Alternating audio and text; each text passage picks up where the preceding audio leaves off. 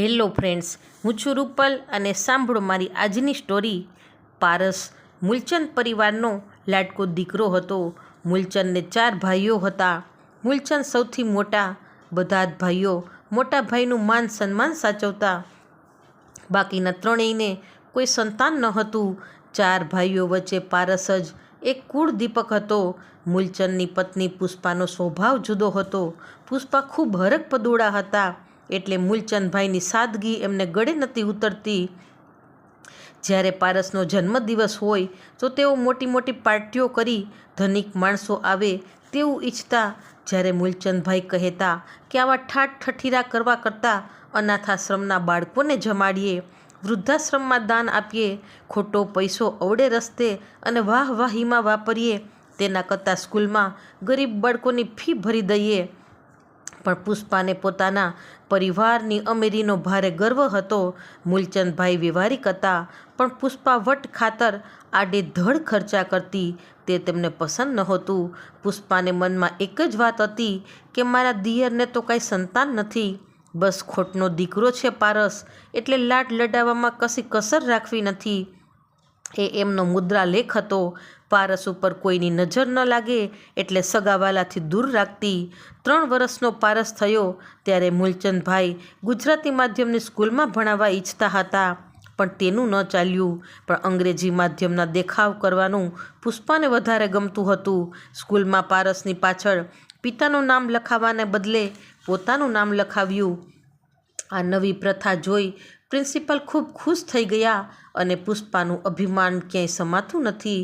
પુષ્પા એવું ઈચ્છતી હતી કે પારસની અંદર પિતૃભક્તિ શબ્દ સદંતર ભૂંસાઈ જાય અને માતૃભક્તિનો જય જયકાર થાય, પણ પારસ જુદી માટીનો હતો। મૂલચંદનો પ્રેમાળ અને લાગણીશીલ સ્વભાવ પારસને ખૂબ ગમતો। સ્કૂલેથી આવી પહેલાં તેના પપ્પાને વળગી પડતો અને ચૂમીઓનો વરસાદ વરસાવતો। ધીમે ધીમે પારસ મોટો થતો ગયો, પણ તે પપ્પાના સિદ્ધાંત પર ચાલનારો બન્યો। ઘરમાં પૈસાની રેલમછેલ હતી, પણ પારસને સાદગી પસંદ હતી। પણ પુષ્પાને હાઈ-ફાઈ લાઈફસ્ટાઈલ પસંદ હતી। તે પારસને મોંઘી મોંઘી વસ્તુઓ મોંઘા મોંઘા મોલમાં અને એજ્યુકેટેડ ફ્રેન્ડ સાથે રાખવા માગતી હતી, પણ પારસને આ બધું પસંદ નહોતું।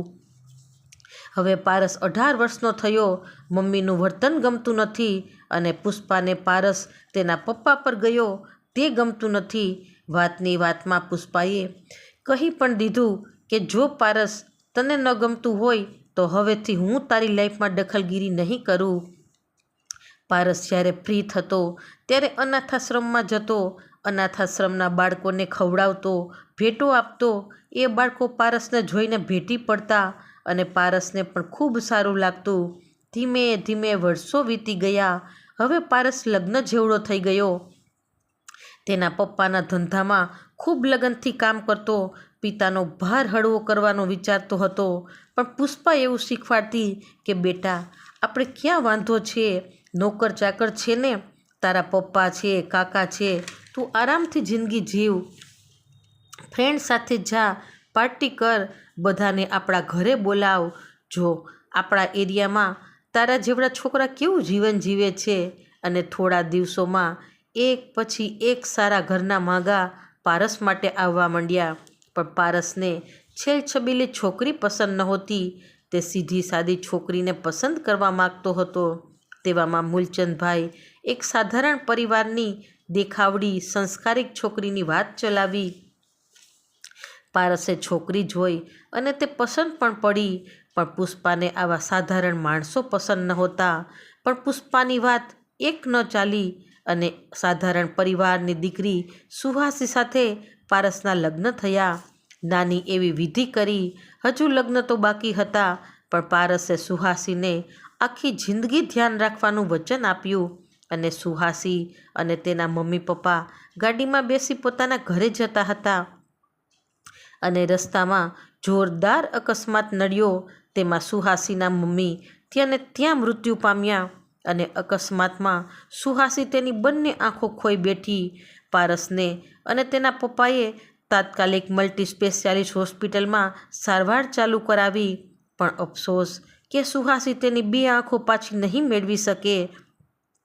જ્યાં સુધી સુહાસી હોસ્પિટલમાં રહી ત્યાં સુધી પારસે તેની ખૂબ સેવા કરી. એક દિવસ મૂલચંદભાઈ બોલ્યા કે બેટા પારસ, હવે શું થશે? અને પારસ બોલ્યો, શું પપ્પા? સુહાસીનું એટલું કહેતા મૂલચંદભાઈ અટકી પડ્યા.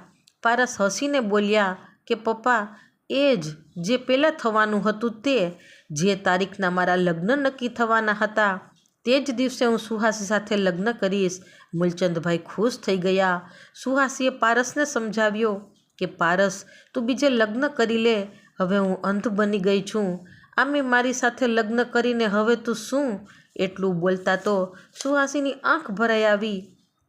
પારસે સુહાસીનો હાથ પોતાના હાથમાં લઈ ફરી વચન આપ્યું. થોડા દિવસો પછી સુહાસીના મેરેજ પારસ સાથે થયા. પારસે સુહાસીને તેડીને માંડવામાં 4 ફેરા ફર્યા. બધાએ તેને ખૂબ વધાવ્યો કે આવા શ્રીમંત પરિવારનો દીકરો હોવા છતાં વચનને માન આપ્યું અને સુહાસી સાથે જીવન જીવવાનું નક્કી કર્યું. આમ એક અંધ છોકરી સાથે લગ્ન કરીને પારસે સાબિત કર્યું કે પારસ મૂલચંદભાઈનો દીકરો છે. પુષ્પાને આ બધું ગમતું જ નહોતું, છતાં પારસ સુહાસીનું એટલું ધ્યાન રાખતો કે કોઈ વાતની કમી આવવા દેતો નથી. તો ફ્રેન્ડ્સ, જો આ સ્ટોરી ગમે તો like, share and subscribe. Thanks for watching.